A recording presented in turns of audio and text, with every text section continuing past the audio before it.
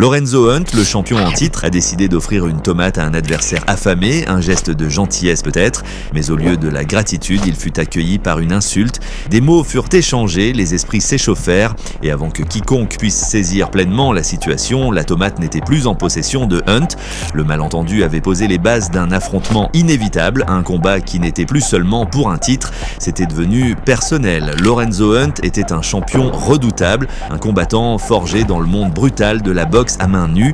Il s'était construit une réputation sur une agressivité sans relâche, une volonté de fer et une mâchoire capable d'encaisser les coups les plus puissants. Son ascension jusqu'au sommet n'avait rien d'aisé. Il avait dû affronter l'adversité, les sceptiques et d'innombrables challengers, mais aucun n'avait réussi à le détrôner. Il n'était pas juste un combattant, il était une force de la nature, un homme qui avait taillé sa propre légende par la domination pure. Joe Riggs, cependant, n'était pas un challenger ordinaire. Vétéran de multiples sports de combat, il avait combattu en boxe professionnelle, MMA et en combat à main nue. Il avait affronté une concurrence redoutable et était reconnu pour sa capacité d'adaptation dans le ring. Mais ce qui le distinguait vraiment, c'était son goût pour les jeux mentaux. Il savait comment déstabiliser ses adversaires avant même le premier coup. Se moquer des méthodes d'entraînement de Hunt n'était qu'un outil de plus. Une tentative pour briser le champion avant le combat. Mais le manque de respect a un prix et Hunt était plus que prêt à le faire payer. Le combat débuta avec Riggs démontrant un impressionnant jeu de jambes et une défense solide. Il esquivait, glissait, forçant Hunt à rater ses coups à répétition.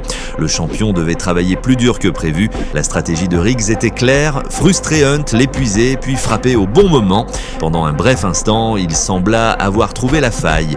Il força Hunt à puiser dans ses réserves, à s'ajuster, à retrouver son autorité.